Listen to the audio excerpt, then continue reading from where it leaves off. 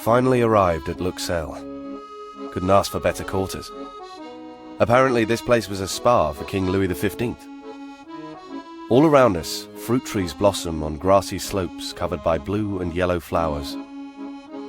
In the distance, I can see the snow-capped Vosges Mountains, their flanks bristling with a solid mass of giant pines. It's 5 a.m. and I'm scared as hell. In less than an hour, I'll be flying my first patrol to the front. Just imagining what it'll be like.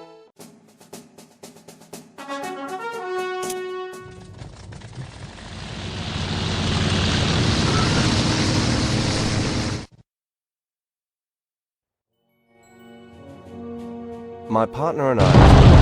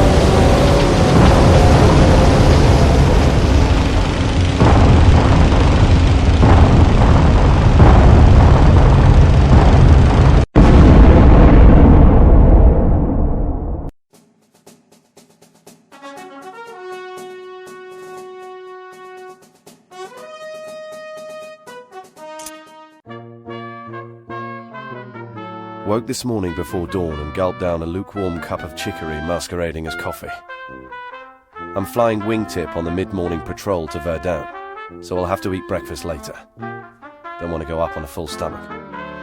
One of the first things we learnt at flight school is that gas expands at high altitudes. Don't want to make the war messier than it has to be.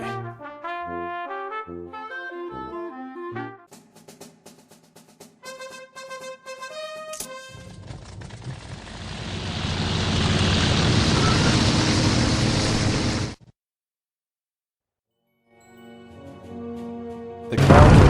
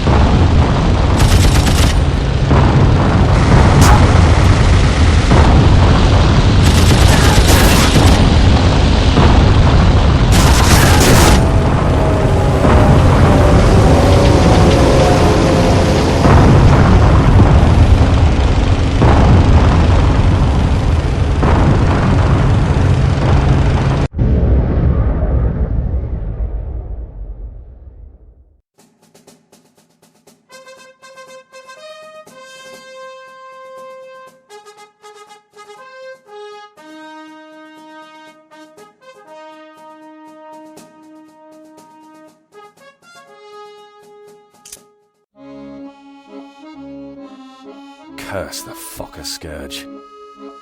These Huns really know what they're doing with their synchronized machine guns. I'm glad we have our Vickers, but we need to start shooting more accurately, or our trigger fingers will soon be little more than mincemeat. Speaking of mincemeat, today should be a good chance to grind up some Eindeckers. Our venerable CO, Colonel Farah, is sending me on patrol with 2 other pilots.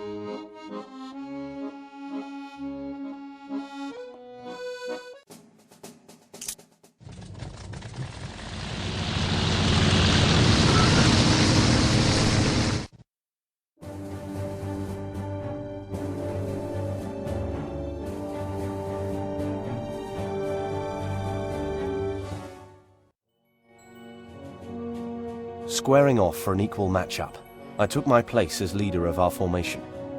The boys...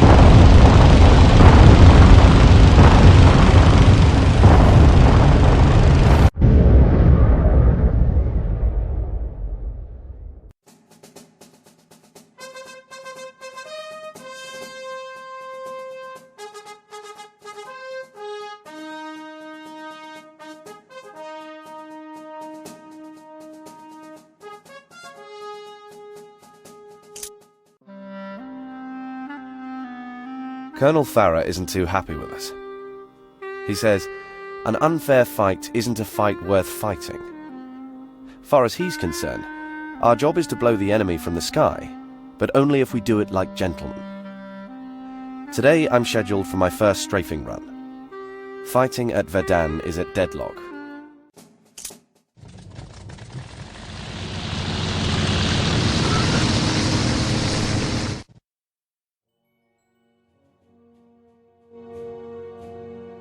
Huns on parade.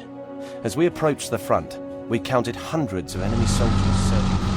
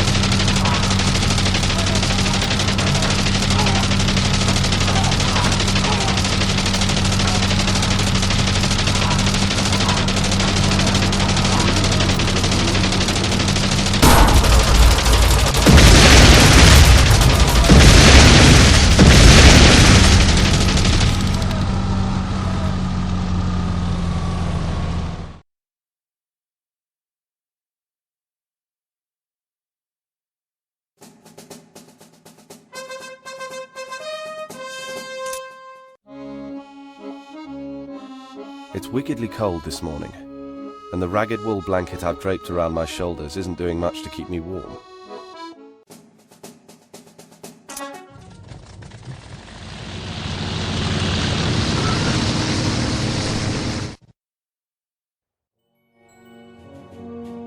Looking around, and it suddenly got complicated.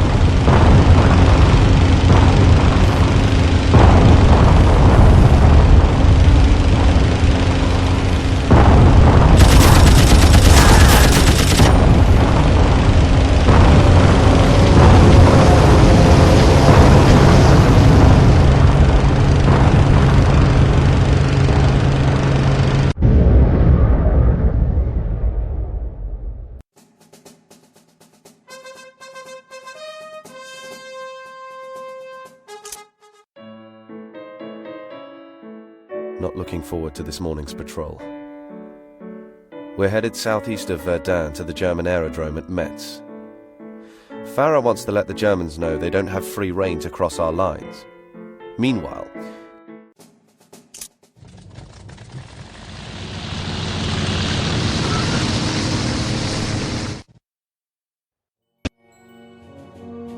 high over Metz, my partner and I confronted an Eindecker cruising alone.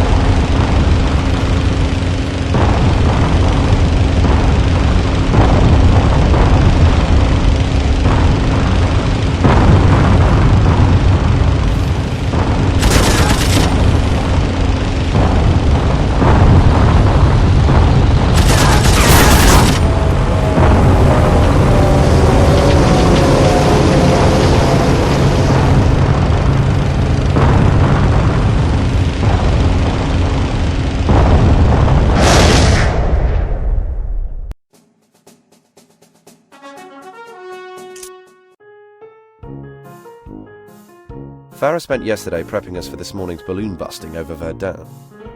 He says it's easy to light up a balloon. All you've got to do is hit it. Now I know why Mackay thinks Farah has a simple view of things. Guess I couldn't figure out for myself that if you hit something filled with hydrogen, it'll erupt in flames.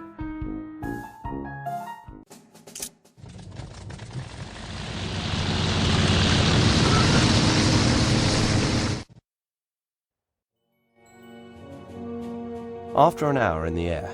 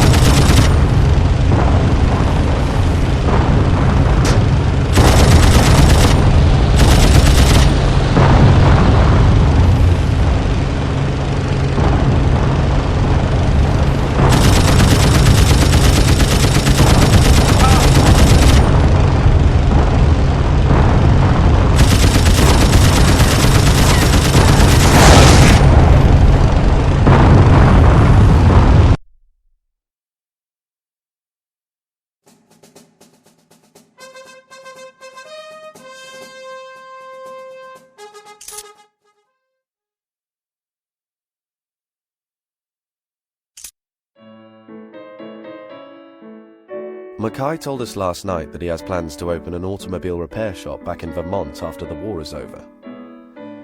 It's nice to know that someone is thinking about this war being over.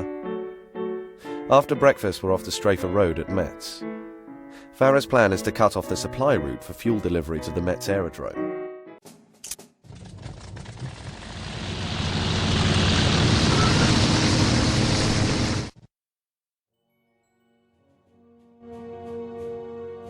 Metz couldn't have been more cooperative. Just as Farah promised, I found an exposed line of supply trucks en route.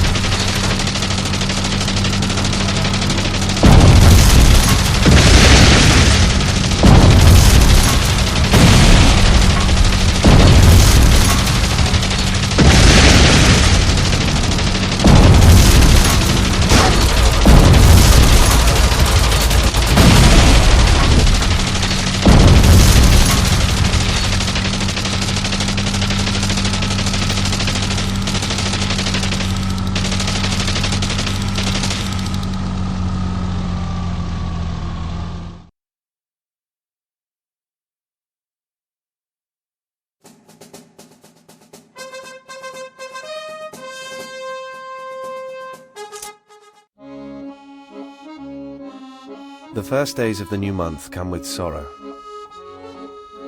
Last night the Germans bombed our aerodrome. Damage was light, but in the middle of it all, Sergeant Mackay ran out in his bathrobe and started shooting at the bombers with his rifle. He landed a few hits, but so did they.